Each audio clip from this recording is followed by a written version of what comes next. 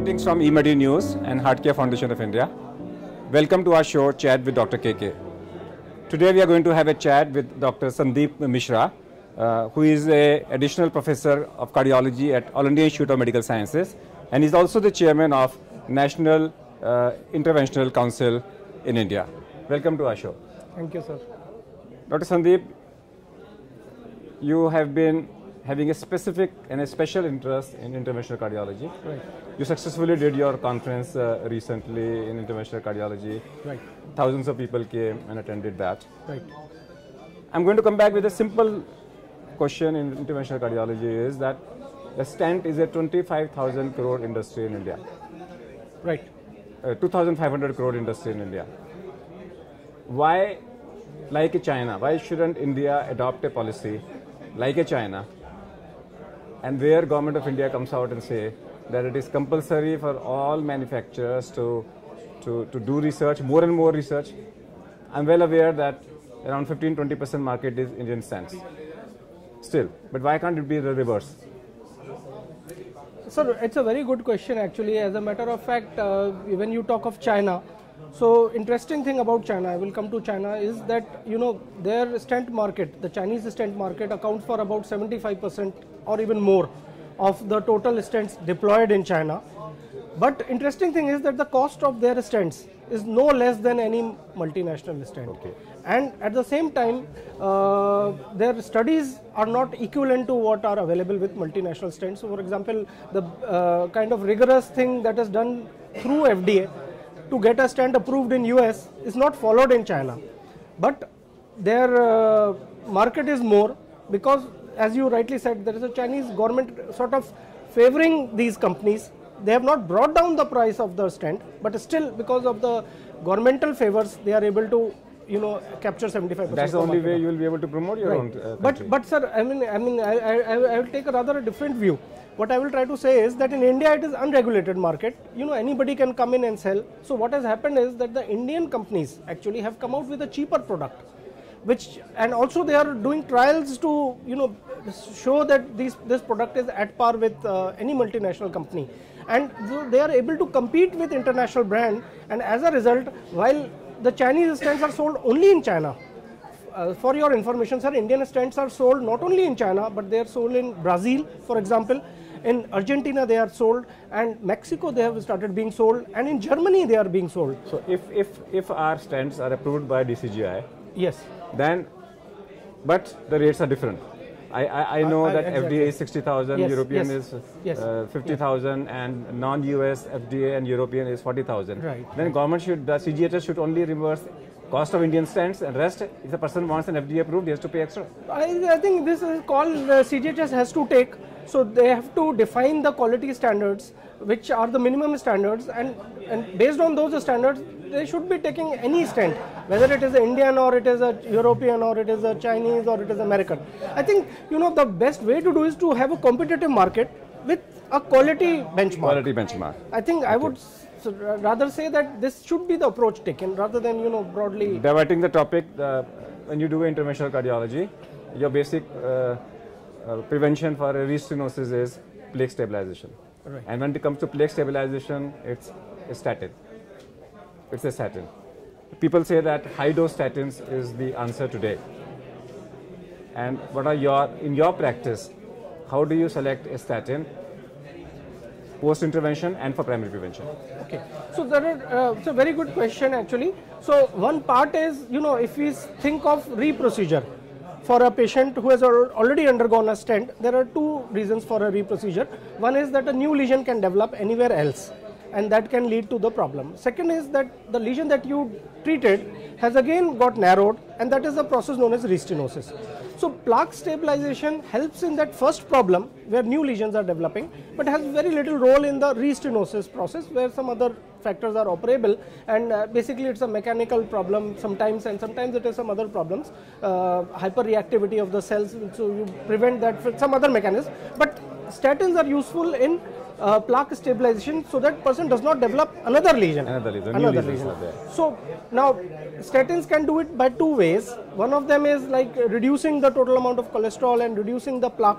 Second is plaque stabilization. So MI occurs not because of the volume of the plaque, but because the plaque is unstable and it ruptures and it can block the artery and it can cause MI. So statins can do both. They can reduce the amount of plaque and they can stabilize the plaque which is already present.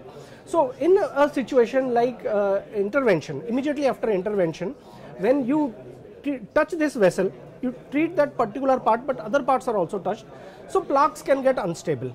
So idea of using high dose statins is to stabilize those plaques which inadvertently got touched and which are. If you have to use a statin, right? Which one you choose, and if you have to use a fibrate, which one will you choose? Okay, so at the moment, the data is for the secondary prevention. Most data is available with atorvastatin, but having said that, rosuvastatin is more potent statin. Therefore, particularly I tend to use more rosuvastatin than atorvastatin. At what dose? Say 80 milligram of atorvastatin is equivalent to 40 milligram of rosuvastatin. Yes. So that means for plaque stabilization you will use 40, and for only lipid lowering you will use say depending on the LDL values. Value. So initially, for a short duration we might use even 40. I personally use 20 because I mean I'm sort of worried that it is the higher dose. So most people I use 20, but some people I use 40 When do you also. use fenofibrate? Fenofibrate I use when the triglycerides are. Do you combine both of them? I can combine, yeah. And specifically with both the cholesterol and the triglycerides. Exactly, I combine sometimes. When it comes to hypertension, we talk about as the first drug of choice. There are options for diuretics. We have beta blockers, then we have ACE inhibitors, and we have AR blockers. Right. In your practice, you follow a particular system. Whom to use what? So I choose antihypertensive according to comorbidities. So if this person is diabetic, I might be using either ARBs or ACE inhibitors. On the other hand, if patient has had some history of TIA or is an elderly patient with more systolic component, I would go for a calcium channel blocker. So depending on sort of situation, I choose the antihypertensive. Most people I would rather use a calcium channel blocker. Most patient you will use a calcium channel blocker. So if I have to use a calcium channel blocker, drug of choice is amlodipine. If I have to use an ACE inhibitor, drug of choice is ramipril mostly. Ramipril. And what dose? I go to 20 milligram. 20 milligram of ramipril. If I have to use a AR blocker, I tend to use olmesartan. Olmesartan. Why not telmisartan? Why not losartan? Okay, good question. I will say losartan mostly because you have to use a BD dosing. So that is an issue. I use losartan when there is hyperuricemia. There I would preferentially use losartan. Now coming to telmisartan, initially I was using a lot of telmisartan, but with so many trials available which have not shown really, like for example in acute MI, the value trial and transient trial and so many other trials, the benefit not coming out that well. So that is why I use a more potent this thing, which is olmesartan. Okay, something new. How to prevent death in heart failure? Okay, how to prevent death in heart failure? I think at the moment, if the best way to prevent death is maybe in good group of patients who have got low ejection fractions, who are post-MI patients, ICD may be the best. So if ejection fraction is less than 30%, irrespective of symptoms or not, are you recommending compulsorily ICD to all your patients? No, not at the moment, because... But if the person can afford? If the person can afford, and there are some other markers also. So for example, like if we do a Holter test and if we find lot of ventricular ectopics, so we then in that case generally tend to use ICD. So you will still look for a high risk case with ejection fraction with ejection fraction. I will not use in everybody at the moment, but although there is data to that, so one might say that if somebody wants to use, is free to use. But in my practice, I tend towards more conservative practice. You've done a lot of work on angiogenesis. Right. Tell me something about that. So I think this is the future of cardiology, at least the therapeutic cardiology, because that way you can get a new vessel where the old vessel has got blocked. The problem at the moment is that this therapy is not fine-tuned, so that the benefit is very low, that it is practically negligible in overall scenario. In some select patients, it might be of some benefit. How do you do that? Are you using a peripheral blood cells or what? Yes, at the moment, bone marrow stem cells are the ones and which are preferred. preferred. And you we harvest them and inject them intracoronary. Intracoronary in acute MI patients we do that. After acute MI, in those patients after if the ejection fraction is low, we give. So that means if the patient has come with acute MI, you've done angioplasty. Yes. And after that you inject it into the coronary arteries to improve the ejection fraction. Yes. What are your results? We are finding some good results. Although our study is very small, we still want to have bigger numbers. And this study was quoted in JAC also. So we have done some work. We are particularly rather more focused on heart failure. So what we have seen is that these bone marrow cells can be used for both angiogenesis and for myogenesis.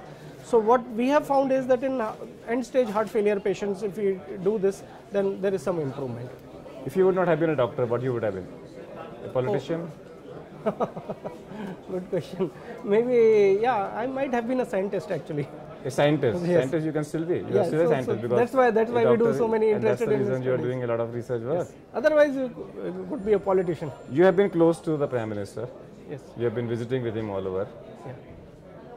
Anytime if Prime Minister asks you that I make you an advisor to the Government of India officially and an advisor to the Health Ministry, what will you do? I will agree. You will agree, obviously. Yes, yeah. But what will you do? So what changes you will bring? Okay, so I think the major thing is that in India, I think what we are treating is a very minuscule minority, and we have huge lot of patients who are there who are unable to get treated because of several reasons. So what we would do, if I am I would encourage the Indian industry to focus at this middle class, develop new products which are cheaper, which they can start using in their practice, get every company to develop more better alternatives which are more useful in our country and in our sort of middle class settings, because whatever products we are getting from internationally, all the ICDs, all the new stents, newer generation stents keep coming, they are useful in minuscule minority, but middle class, which has got the huge potential, where the maximum number of patients are actually at the moment being ignored by these multinational companies. So first of all, I would like to encourage either multinational companies to develop India specific products or Indian companies to come out with better products. Second, that I would try to do is to improve quality. I think that is the most important thing. What is happening in current practice is people are going in numbers. So I have done 10 angioplasty, I did 100 angioplasty. So who does 100 angioplasty is better than who does 10 angioplasty. I think that is what is happening. But what we are ignoring the fact is that what happened to these 10 angioplasties that somebody did, whether these people are living, they are coming back, so as long as it doesn't... All patients who die are lost of follow-ups. Yes. So as long as it doesn't sue me, I am okay with it. I can do 100 angioplasties and some XYZ can do 100 angioplasties, 20 can die. But as long as those 20 don't sue, it is okay. But the one who does 10 angioplasties, does them nicely, best quality work is ignored. So I think in India, quality is being ignored. I would very strongly go for quality. I would make every cath lab accredited so that minimum standards are followed. Okay, these are the things this cath lab should have. These are the nursing staff they should have, so that every time and this is the doctor who is operating should have these qualifications. So the cath lab that is being used should have at least this minimum requirement. You don't take a refurbished cath lab done in Germany, just bring it, just do something, see something, do something. No, that should not be allowed. I think quality, the focus at the moment should be on quality. We need to go to world-class quality in education, in research, and more importantly in healthcare delivery. And my last question, when you talked about education, shouldn't public be taught hands-only CPR to prevent cardiac arrest? Yeah, of course. To manage cardiac yes, arrest. Of course. You should do it. We can do it as much as possible. In our country, actually, at the moment, education is very important, and this kind of education is also very important. But how many, these sudden cardiac death survivors do we see on an average? So I think education should be utilized for not only this, but for several other areas where we are completely deficient. Yeah. So and including this session, this area that you suggested. So what we have chat with Dr. Sundeep Mishra has shown that India should encourage the industries or force the multinationals to produce India-specific products so that we can cater to the middle class and lower middle class people as far as the interventions are concerned.